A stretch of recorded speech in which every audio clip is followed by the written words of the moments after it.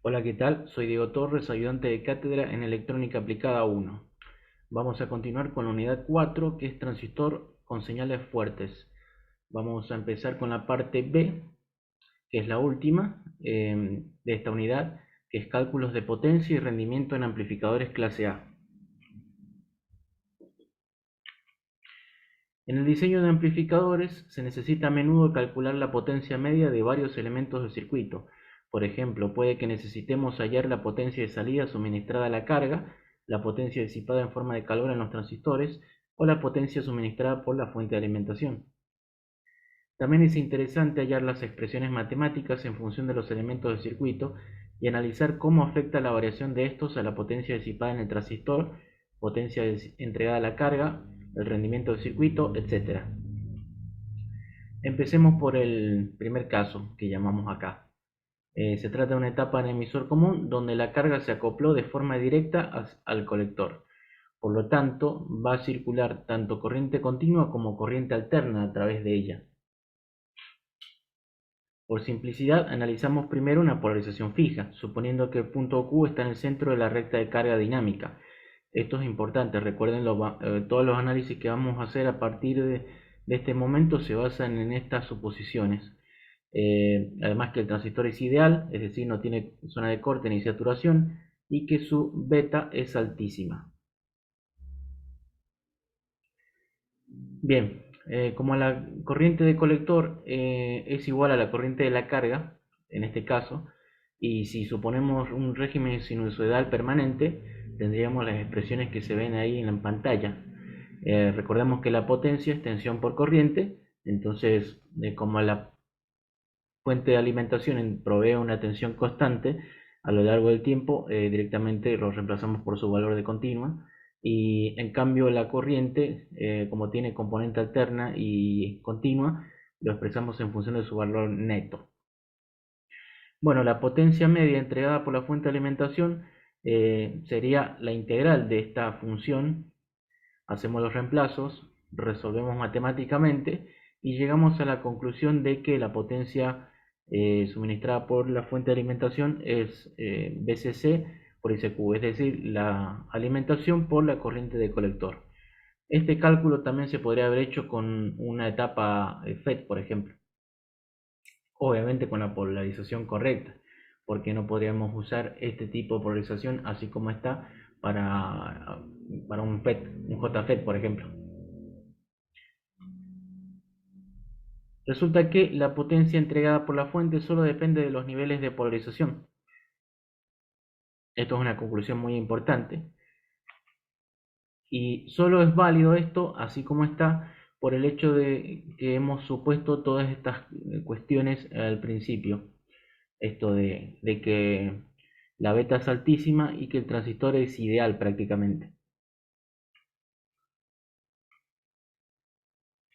Esta expresión nosotros la interpretamos como la de la PCC, se interpreta como que no se pierde nada de potencia en el circuito de base y solamente toda la potencia aparece en el circuito de salida.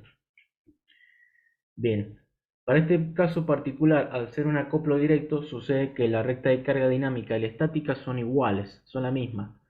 Entonces, de esta recta deducimos que el pico máximo va a ser igual a ICQ. Entonces, ese punto que está acá va a ser igual a BCC sobre 2RL.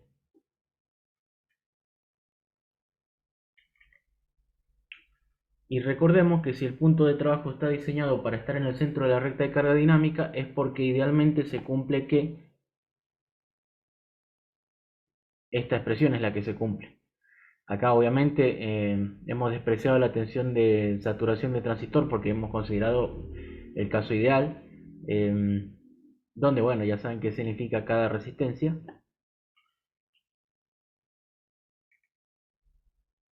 Entonces, ahora veamos la potencia en la carga. La potencia en la carga, obviamente al resolver la integral, toda la cuestión, obviamente nos va a quedar expresada en función de parámetros tanto de la alterna como de la continua. era de esperarse que sea así por el acoplo directo.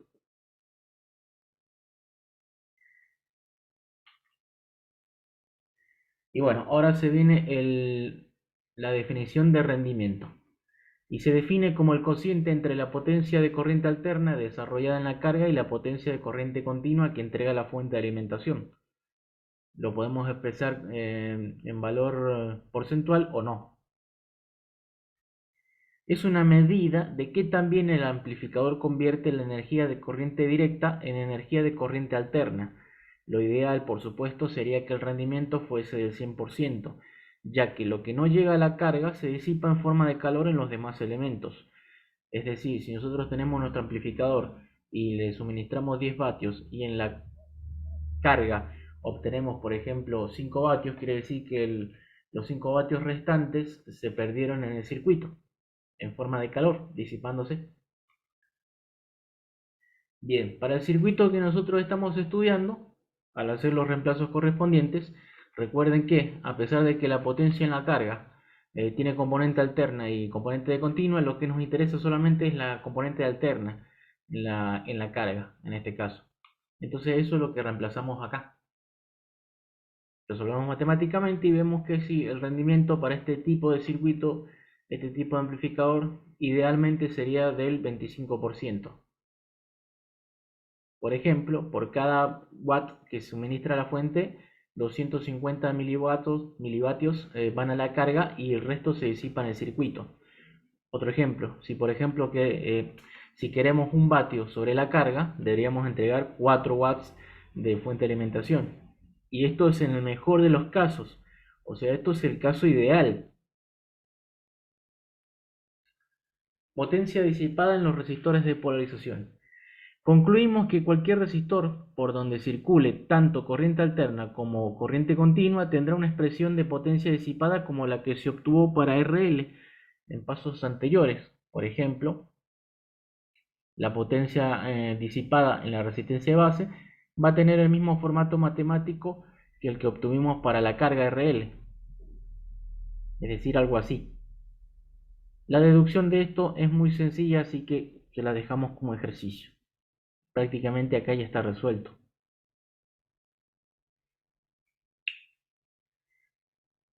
Ahora veamos la potencia disipada en el transistor.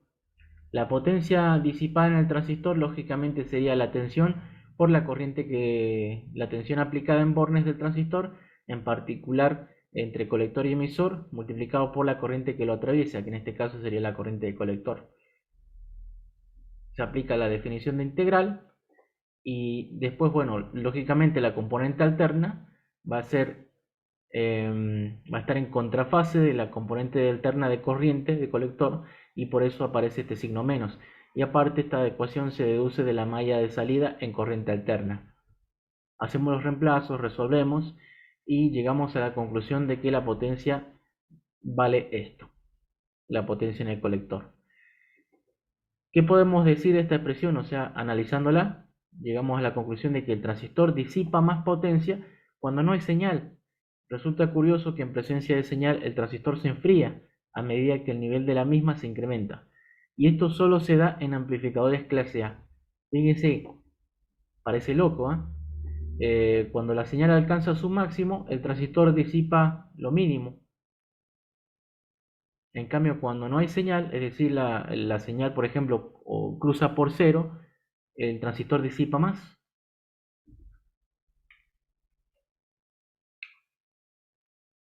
Intuitivamente podemos verlo de esta forma en el gráfico. Si la señal, por ejemplo, mueve el punto Q hacia arriba, es decir, la señal de entrada está yendo a su pico positivo, el punto de trabajo se va a ir hacia el lado izquierdo.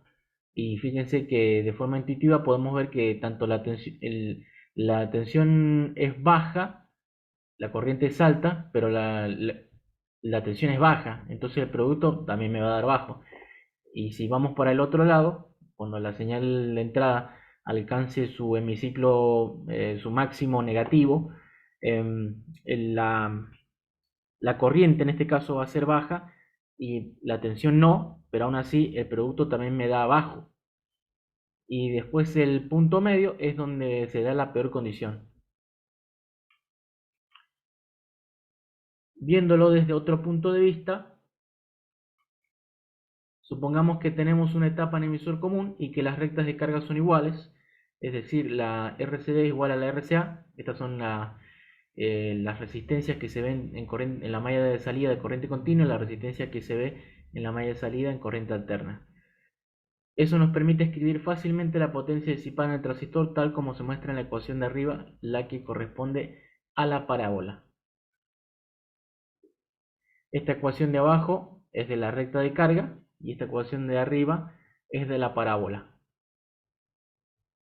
Fíjese que esto es la potencia disipada en el transistor. Analicemos un caso particular como el que estamos viendo ahora. Recién lo teníamos de forma genérica y ahora le dimos valores puntuales, por ejemplo a la alimentación y a las resistencias.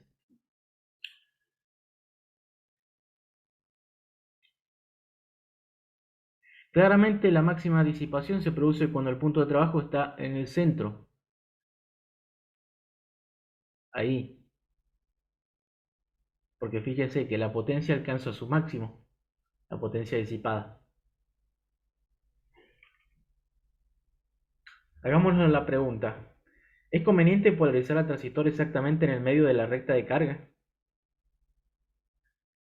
Veámoslo otra vez desde otro punto de vista.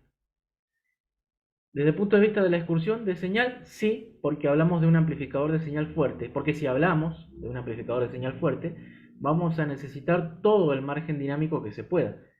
Pero, desde el punto de vista de la disipación, es la peor situación posible porque si no hay señal, se disipa la mayor potencia y el transistor se calienta.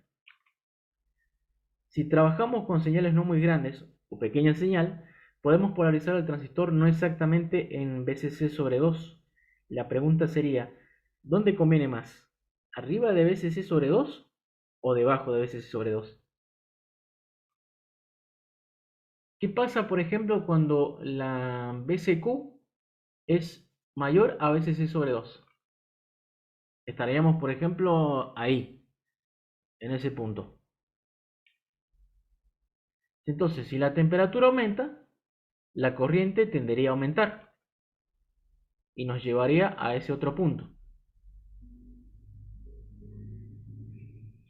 Eso va a generar más calor y por ende un nuevo aumento de corriente y así sucesivamente. Entonces concluimos que un punto por encima de VCC sobre 2 no conviene desde el punto de vista de la estabilidad térmica, porque siempre nos vamos a ir hacia un punto de mayor disipación. Ahora, ¿qué pasa cuando VCEQ es menor a VCC sobre 2? Estaríamos, por ejemplo, ahí. Si la temperatura aumenta, la corriente aumenta, pero nos iríamos hacia un punto de menor disipación, lo cual va a generar menos calor y la corriente tendería a disminuir, es decir, se estabilizaría. Entonces concluimos que un punto por debajo de VCC sobre 2 conviene desde el punto de vista de la estabilidad térmica. Entonces, ¿qué condiciones de diseño podemos sacar de todo esto? Si no vamos a requerir el máximo rango dinámico, conviene que el punto Q esté por debajo de VCC sobre 2. Mientras más lejos, mejor, ya que se reducirá tanto la disipación como el consumo de la etapa y a su vez se podrá mantener una buena estabilidad térmica. Si necesitáramos el máximo rango dinámico, entonces también conviene que el punto Q esté por debajo de VCC sobre 2, pero solamente un poco, ya que si no se perdería excursión de señal. Es decir, con que esté un poquito por debajo de VCC sobre 2 nos alcanza. Para el caso donde trabajemos con señales fuertes y necesitamos todo el margen dinámico que se pueda. En definitiva, todo depende de qué tan grandes sean los niveles de señal que tenga que manejar el transistor. Bueno, trabajando otra vez sobre la potencia disipada en el transistor y en base a todas las conclusiones que ya sacamos, resulta que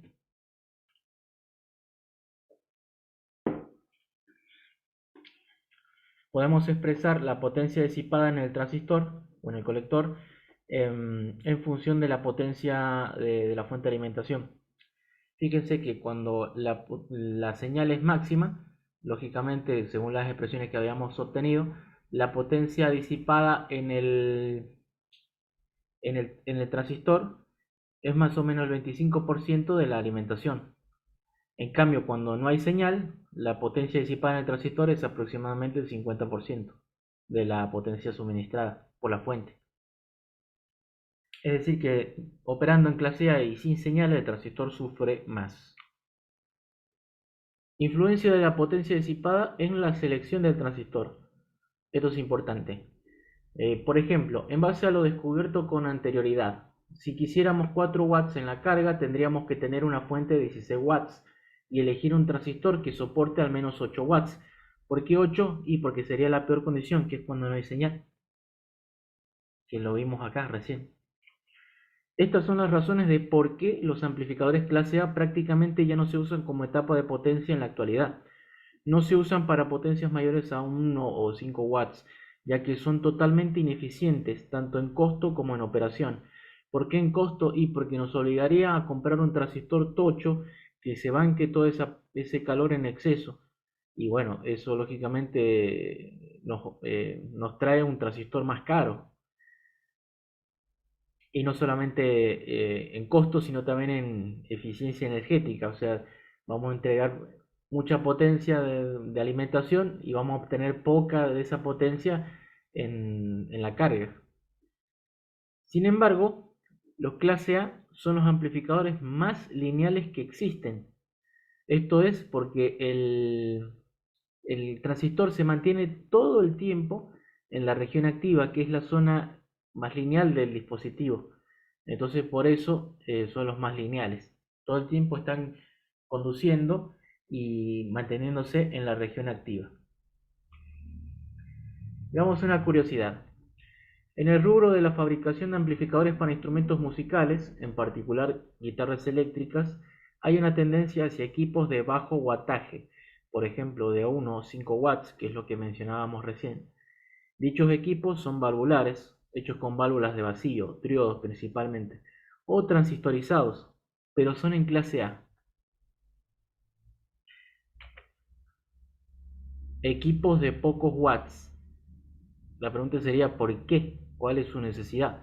Y bueno, es por el hecho de que mucha gente vive en, por ejemplo, departamentos, es decir, lugares donde poner un equipo de 50 watts o 100 watts a todo volumen implicaría un reclamo o denuncia de un vecino. La clave está en el hecho de que a máximo volumen los equipos chicos, proyectados por supuesto de forma adecuada, no molestan y de paso brindan el audio que un equipo grande da solamente a máximo volumen. Eso sí, obviamente un equipo chico no produce la famosa patada de audio que sí da un equipo grande. Y hay que ver los pros y contras, siempre. Bueno, veamos un segundo caso. Tenemos la carga acoplada de forma directa al colector en una etapa en emisor común. Pero ahora tenemos una resistencia de emisor que estabiliza el punto de trabajo. Vamos a ver qué relación hay entre esta resistencia que está para estabilizar, más que otra cosa, y el rendimiento, a ver qué relación hay. Acá llegamos a las mismas conclusiones que en el caso anterior, por ahora al menos. Acuérdense de estos postulados que hacemos porque esto es lo que valida el análisis que estamos haciendo. Entonces, calculamos por ejemplo la potencia disipada en el transistor y ahora en lugar de aparecer solamente la carga, aparece también la resistencia de emisor. Llegamos a la misma conclusión que en el caso de polarización fija, excepto que ahora también aparece la potencia de corriente alterna en RE, lo cual obviamente va a reducir la potencia que debería llegar a la carga. Potencia suministrada por la fuente de alimentación, el análisis es el mismo, llegamos a esa conclusión. Por lo tanto, el rendimiento en este caso sería el máximo, que sería 25%, afectado por esta especie de divisor resistivo que se formó entre la carga y la resistencia de emisor. Entonces ya no vamos a tener de entrada, valgan lo que valgan estas resistencias, ya no vamos a poder tener el 25% ideal que teníamos en el caso anterior. Fíjese, ¿qué sucedería si R, por ejemplo, fuese igual a la carga? El rendimiento caería al 12,5%, a la mitad. Conclusión, la existencia de la resistencia de emisor empeora el rendimiento. Si graficásemos el rendimiento en función de la relación entre R y RL, obtendríamos una gráfica como esta. Claramente, mientras más grande sea la resistencia de emisor en comparación de la resistencia de carga, vamos a ir perdiendo rendimiento. ¿Qué podemos decir de todo esto? Y que mientras más quiero estabilizar el punto de trabajo, empeoro el rendimiento. Y viceversa. Si quiero mejorar el rendimiento, empeoro la estabilidad del punto de trabajo. Bueno, eso cuando estabilizamos con la resistencia de emisor. Ahora veamos el caso donde, por ejemplo, la carga no está acoplada de forma directa a la etapa, sino que está acoplada con un capacitor. En este caso, sobre la carga solo aparece potencia de corriente alterna, ya que la componente de continua se bloquea con el capacitor. Por simplicidad, suponemos de nuevo que el transistor es ideal, etc. Potencia disipada en el transistor. Ahora, en lugar de quedarnos RC-RL más RE, nos queda el paralelo entre RC y RL. Y sacando la potencia en la carga y trabajando matemáticamente sobre la expresión, nos queda esta otra que está acá abajo. Potencia suministrada por la fuente de alimentación, nos queda esa expresión. Y el rendimiento valdrá todo esto. Claramente la expresión matemática se ha complicado y ahora podemos decir que si la carga es igual a la resistencia del colector, es decir, adaptación de impedancias, el rendimiento sería del 8,33%, mucho más pobre todavía. Si graficáramos el rendimiento en función de la relación entre RC y RL, tendríamos una figura así. Y curiosamente, cuando tenemos adaptación de impedancias en la salida, es decir, RC igual a RL, recuerden que para una etapa en emisor común la impedancia de salida viene dada prácticamente por RC. Cuando se da esta condición de que la carga es igual a la impedancia de salida, no logramos el máximo rendimiento. Esto es importante, no hay que confundir máximo rendimiento con máxima transferencia de potencia, son dos cosas distintas. Fíjense, cuando hay adaptación de impedancias, esta relación sería 1, entonces nos ubicaríamos acá, en este punto, pero ese punto no es el máximo está más o menos acá, es decir, donde no hay adaptación de impedancias. Entonces acá se concluye claramente eso, que no es lo mismo máximo rendimiento que máxima transferencia de potencia. Es decir, que si nosotros tenemos máxima transferencia de potencia, no estamos logrando el máximo rendimiento y viceversa. Conclusiones. Acoplar la carga con capacitor reduce el rendimiento. Por ejemplo, en el caso de adaptación de impedancias, el rendimiento cae al 8,33%. En el caso de una etapa de emisor común donde RC es igual a RL. Obviamente con RE igual a 0. Colocar la resistencia de emisor reduce el rendimiento, indistintamente de si aparece solo en corriente continua o también en corriente alterna.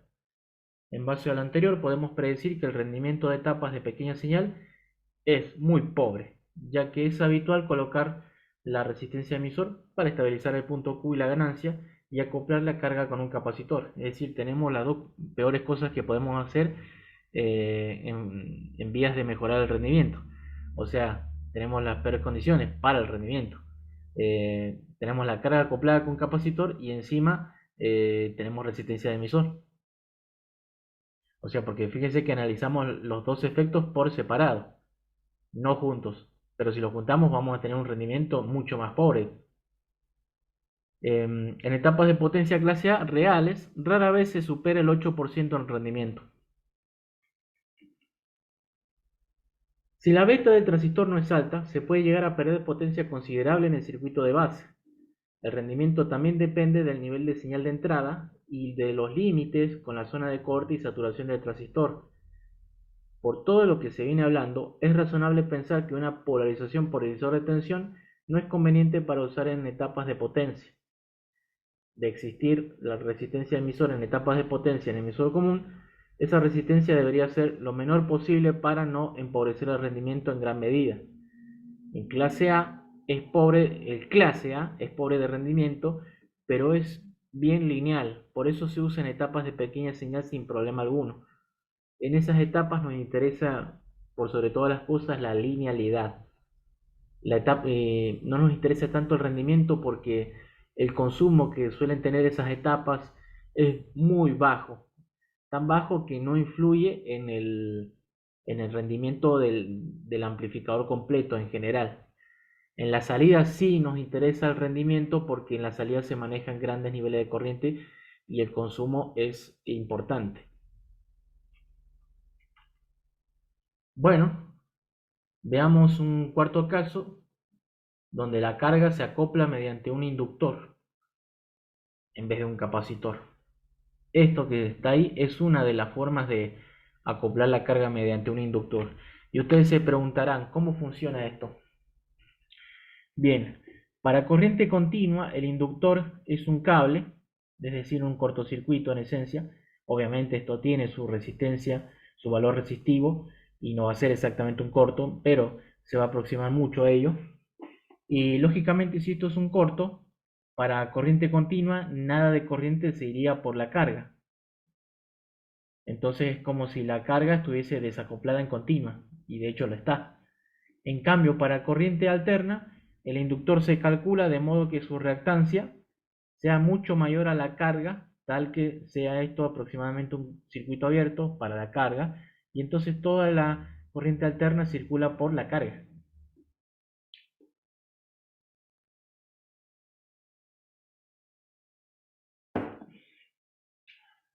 Hacemos las mismas suposiciones, es decir, consideramos el transistor ideal y estas otras suposiciones que les acabo de comentar.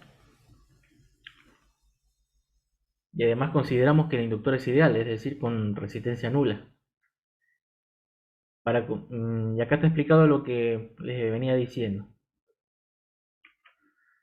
Bueno, la ecuación para la recta de carga dinámica en este circuito sería lo que se ve ahí en pantalla. Recordemos nuevamente que se está suponiendo todo esto. Entonces, si la ICQ es igual a BCC sobre RL, resulta que la BCQ es igual a BCC. Y de hecho esto se ve fácil. No hacía falta ni entrar en tantas cuentas. Fíjense, acá si esto es un cable, directamente aparece BCC entre colector y emisor. O sea que BCQ es igual a BCC. Pero bueno, cuando analicemos esto, por ejemplo, cuando analizamos el máximo valor que puede alcanzar la tensión colector-emisor en la operación dinámica, vemos que es igual a 2 BCC. Es decir, es como si tuviésemos una doble fuente.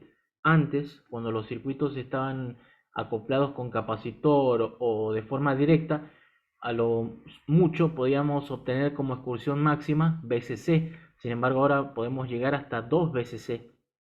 Es como si se hubiese duplicado la fuente. Todo este análisis se hace partiendo de la ecuación de la recta de carga dinámica. Y obviamente, acá se ve fácil. Tenemos la ecuación de la recta de carga dinámica. Vemos dónde se intercepta este extremo. Y acá. Y bueno, tenemos la ecuación de la recta de carga estática. Que para este caso, si el resistor fuese Un cortocircuito ideal, la recta de carga estática sería una recta totalmente vertical. ¿Cuál sería la desventaja? Es que este tipo de acoplamiento obliga a que el transistor sea capaz de soportar como mínimo 2 VCC entre colector y emisor.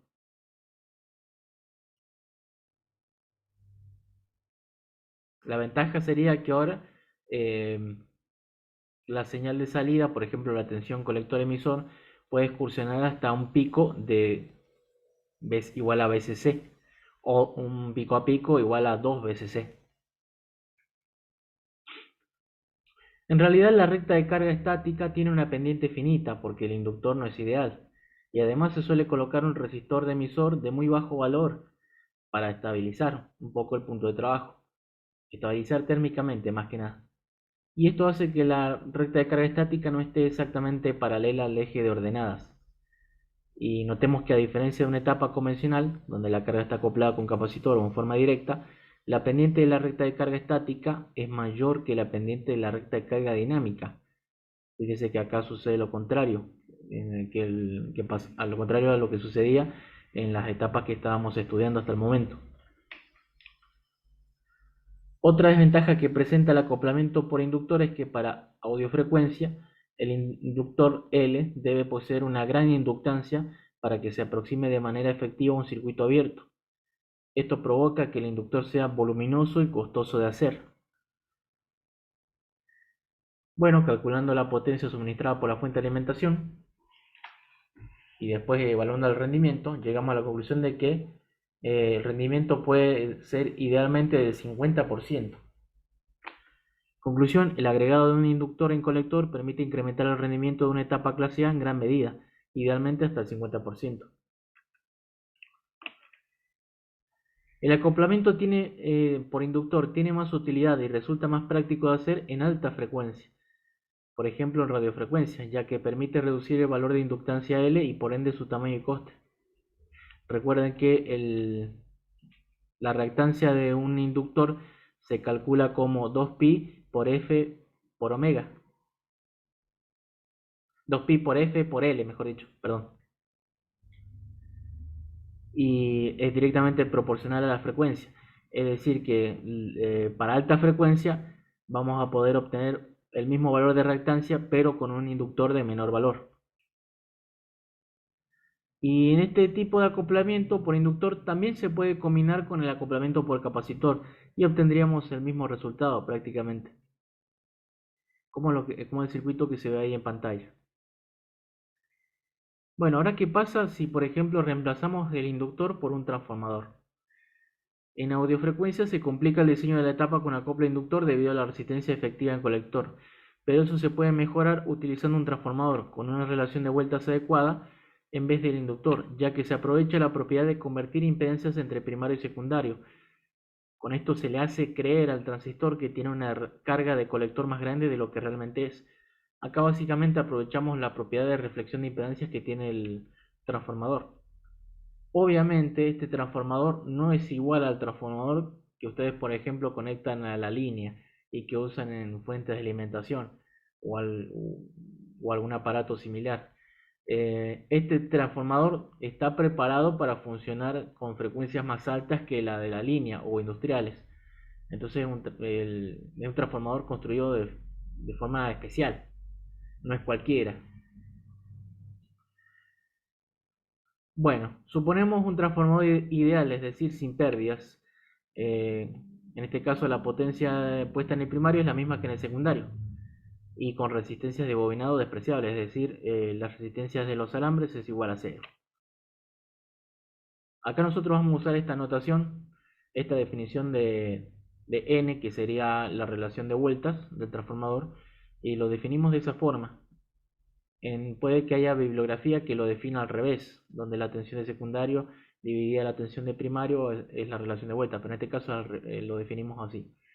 Bueno, nosotros usamos ya directamente las conclusiones, no nos ponemos a deducir de dónde salen estas relaciones porque se supone que ya lo están viendo o ya lo vieron en teoría de los circuitos. RL' sería la resistencia reflejada al primario. recordemos todas las nuevas suposiciones. En este caso, la resistencia de corriente alterna sería esta RL'. Fíjense que la malla de salida me quedaría, la que ve el transistor, acá me quedaría RL', en la malla de salida, solamente ese valor de resistencia.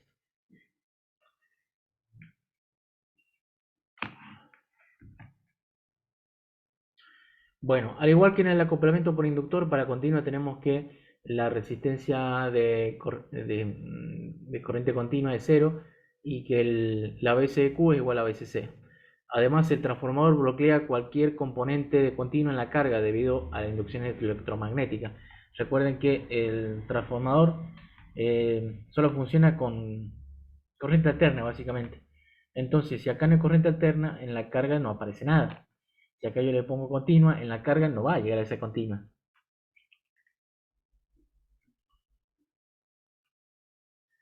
Bueno, esto da como resultado rectas de carga como las que se obtuvieron para el caso de acoplo por inductor. Entonces la potencia suministrada por la fuente de alimentación va a valer esto, las rectas de carga son esas, se obtiene el mismo rendimiento que en el caso del acoplamiento por inductor.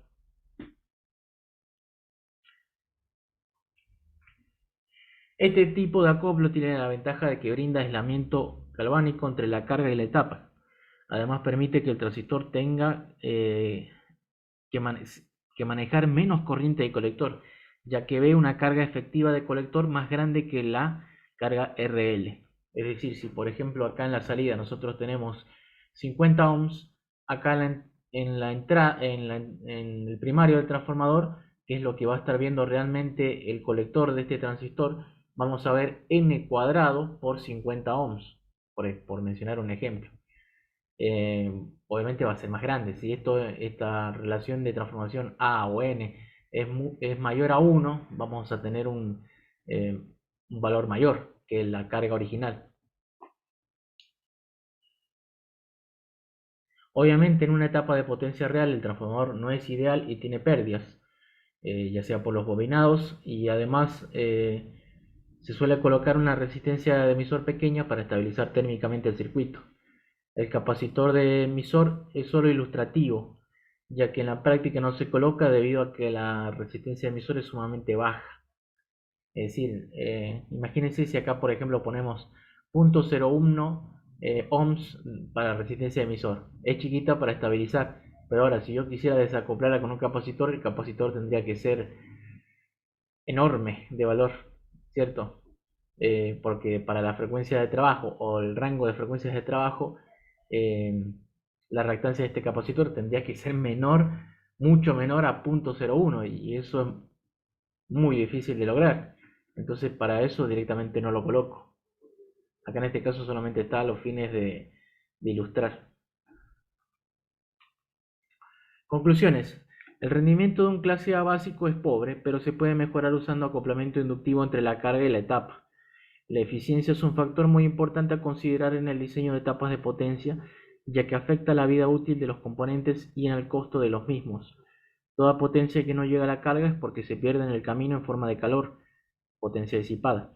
Cuando menor es el rendimiento, mayor es el calentamiento debido a la mayor disipación. Otro problema a tener en cuenta es la distorsión en la forma de onda que producen las señales fuertes al interactuar con las características no lineales de los dispositivos activos. En etapas de señales fuertes, los modelos de pequeña señal no son válidos porque arrojan resultados incorrectos. En estos casos resultan más útiles los métodos gráficos de análisis. Los modelos de pequeña señal los podemos seguir usando. El asunto es que ya no van a tener tanta precisión como sí lo tenían cuando trabajábamos con pequeña señal. Nada más, no quiere decir que no se pueda usar. Solamente que hay que tener eso en cuenta, que ya no van a predecir con exactitud la respuesta del circuito. Las etapas de potencia trabajan con señales fuertes debido a que las cargas que deben alimentar son bajas, lo que demanda grandes niveles de corriente. El transformador puede utilizarse para adaptar la baja impedancia de carga hacia la etapa. Otra cuestión más es que el transformador también, más allá de que no sea ideal en términos de resistencia a bobinado y pérdidas, etcétera, tiene otro problema que es que se satura. Se satura al igual que se puede llegar a saturar, al igual que el transistor. Es decir, entonces también tenemos que tener eso en cuenta a la hora de seleccionarlo si vamos a usar un transformador, que para los niveles de señal no se satura el núcleo.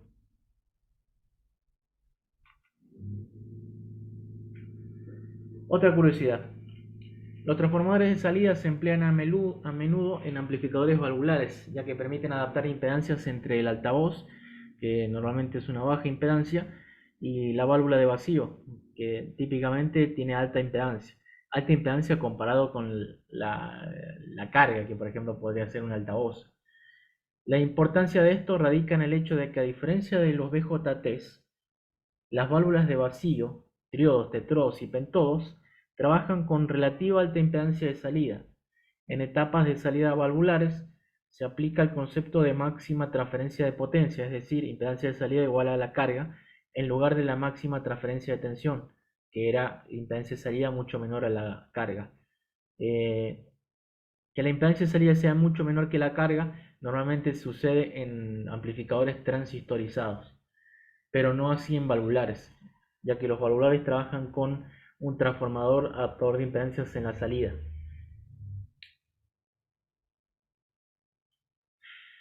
Para que tengan una idea de los valores, por ejemplo, si acá tengo un parlante, que si yo, por ejemplo, podría ser 8 ohms, 4 ohms, 16 ohms, acá en la salida de la válvula puedo tener 5 kilo ohms, 6 kilo ohms, una cosa así como impedancia de salida propia de la válvula.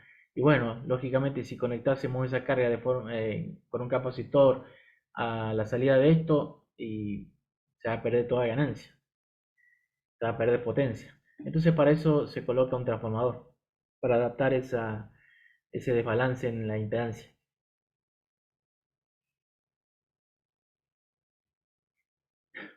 Y además por el hecho de que si por ejemplo usásemos una válvula en una configuración similar a la de colector común, donde teóricamente obtendríamos un valor bajo de impedancia de salida y podamos acoplar la carga sin problemas, con las válvulas no se puede lograr eso como si se hace en los transistores, debido a que trabaja con corrientes de polarización pequeñas y hace que la impedancia de salida no sea tan baja como si lo sería si se usase un transistor.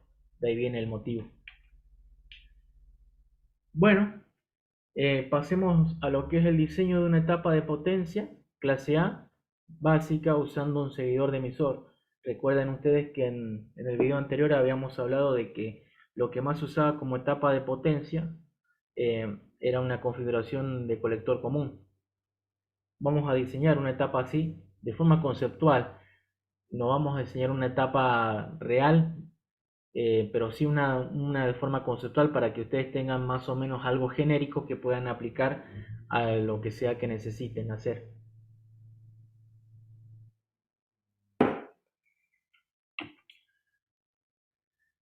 Suponga que queremos proporcionar 8,5 vatios de potencia media de alterna a un altavoz de 8 ohms, usando el circuito mostrado en la figura 1. Se ha incluido una fuente de tensión de polarización B-vías para que la tensión de salida sea aproximadamente 0 para una tensión de señal igual a 0. Normalmente no es deseable aplicar una tensión continua en el altavoz.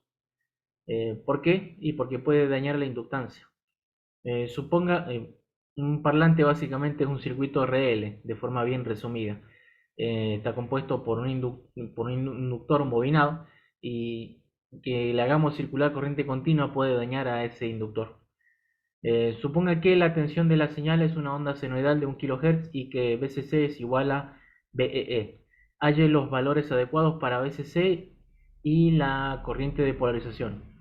Considere que la tensión de saturación es 0,2 volt y que la beta de transistor es de 100. Bueno, el circuito de forma conceptual sería este. Está polarizado mediante una fuente de corriente y hay una pequeña polarización que permite contrarrestar la caída de tensión en el diodo base emisor de este transistor.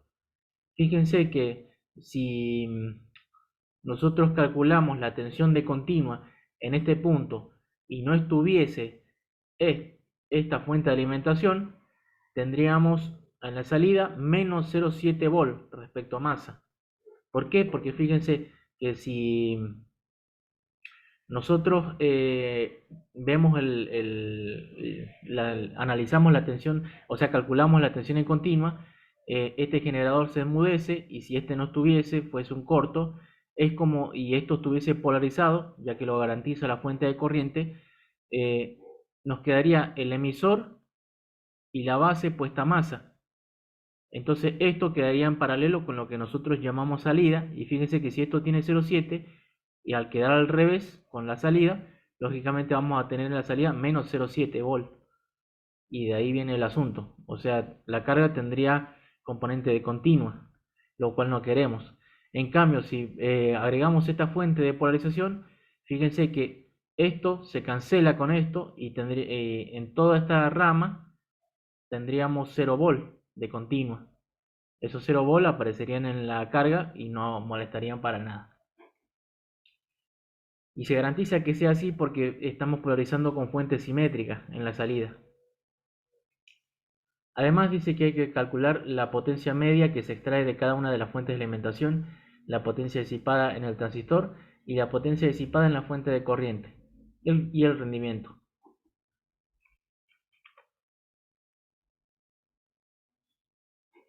Bueno, nosotros sabemos de régimen sinusoidal permanente que la potencia en la carga se puede calcular de la forma que se ve ahí. Entonces, como nosotros conocemos la potencia sobre la carga, podemos despejar la tensión pico que debería haber para producir esa potencia. Con esta tensión máxima pico, podemos calcular el pico de corriente que debería haber sobre la carga. Ya que en el emisor hay una tensión de 0 volt de continua, implica que toda la fuente BCC aparece entre el colector y el emisor de Q1. Se ve fácil eso. Fíjense, si acá tengo 0 volt, quiere decir que BCC aparece entre colector y emisor. Porque recuerden que esta notación implica que acá está el más de esta fuente, pero el negativo está puesto a masa, y acá está el menos de esta fuente, pero el positivo está puesto a masa. Entonces acá, como ya logramos con esta parte hacer que haya 0 volt, este punto es como si tuviera masa. Por eso acá entre colector y emisor aparece toda la BCC. No obstante, debemos contemplar el límite con la región de saturación. Hemos considerado además que la corriente de corte es cero. Gráficamente entonces concluimos que la tensión de pico máxima debería ser igual a la BCC menos la tensión de saturación. O sea, tenemos que garantizar que aún con la saturación del transistor tengamos este valor de tensión máxima que nos permita obtener la potencia que se pide. Entonces la BCC bajo estas circunstancias debería ser de 11,9 volt. Lógicamente lo aproximamos a 12 volt. Este valor se les hace familiar, ¿cierto? Bueno, ubicando el punto de trabajo en el centro de la recta de carga dinámica, porque estamos diseñando una etapa de potencia, conviene que el punto de trabajo esté en el centro. Tenemos que la recta de carga estática es paralela al eje de abscisas debido a que se está polarizando con un generador ideal de corriente.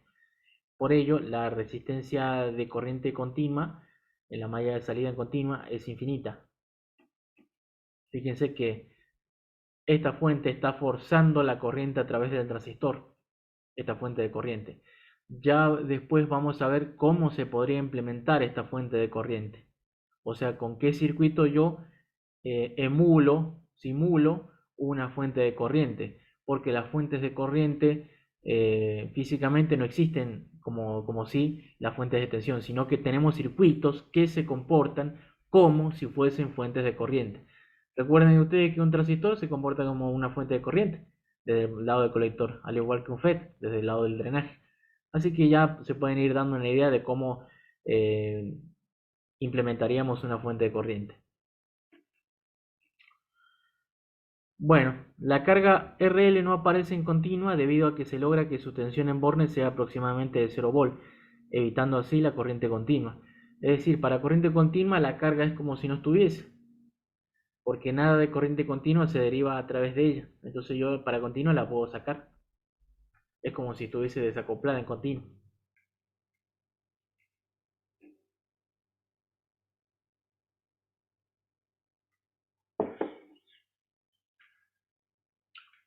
De los pasos anteriores vimos que la corriente de colector pico debía ser 1,46 amperes. Como la ICQ debe ser mayor a este pico para evitar la distorsión y todo el asunto, entonces la ICQ, por ejemplo, la podemos hacer igual a 1,5 amperes, tomando un valor por encima. Como la beta es mucho mayor a 1, la potencia absorbida de cada fuente de alimentación es igual a la BCC, que va a ser igual a la BE por la ICQ. En este caso nos da 18 vatios.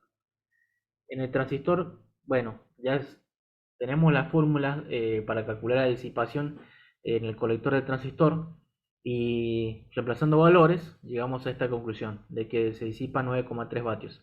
Como es un amplificador clase A, lógicamente la peor condición es cuando no hay señal.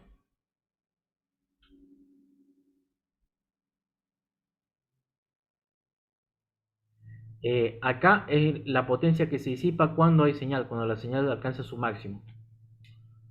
Acá está evaluado para la peor condición. O sea, esto es lo mínimo que disipa el transistor, acá, y esto es lo máximo.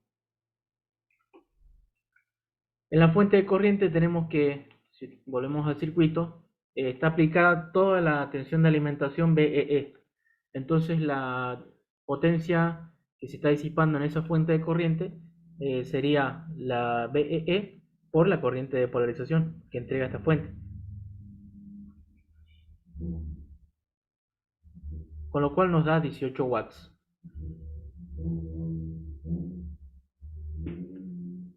La potencia disipada en el transistor con señal también la podríamos haber calculado usando el principio de conservación de la energía. Es decir, que la potencia suministrada por las fuentes debe ser igual a la suma de la potencia disipada en el transistor, la potencia disipada en la fuente de corriente y la potencia en la carga. Entonces, planteando esa ecuación de balance energético, también podríamos haber calculado la potencia disipada en el transistor y llegábamos exactamente a la misma conclusión.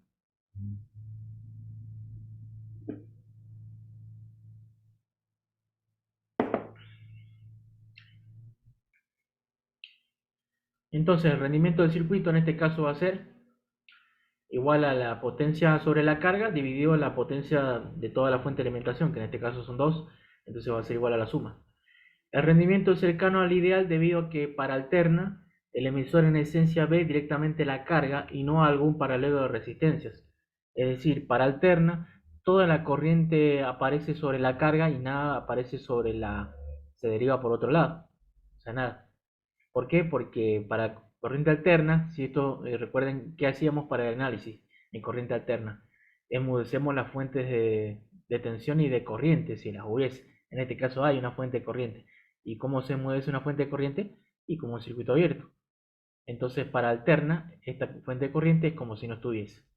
Además, como es una fuente de corriente ideal, presenta resistencia interna infinita y por lo tanto si tengo acá infinito en paralelo con esto me da RL.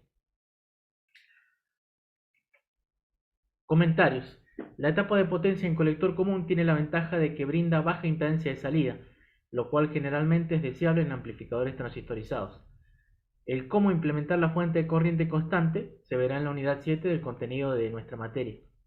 Es importante distinguir entre la potencia que disipa el transistor con señal y la potencia que disipa sin señal, donde la primera es siempre menor a la segunda.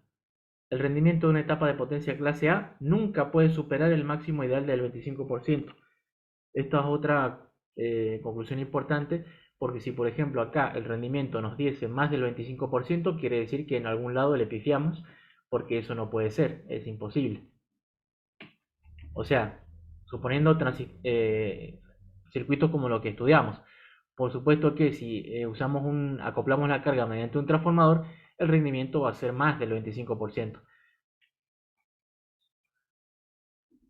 Bueno, tenemos ¿qué usamos en el cálculo de potencias? La ecuación fundamental de potencias en un amplificador, que es que la potencia de la fuente de alimentación PS, llamada acá, más la potencia de la fuente de señal, tiene que ser igual a la potencia de salida o entregada en la carga, más la potencia disipada. Este gráfico es muy ilustrativo, fíjense cómo es el flujo energético. O sea, el principio de conservación de la energía se verifica siempre. Eso es todo.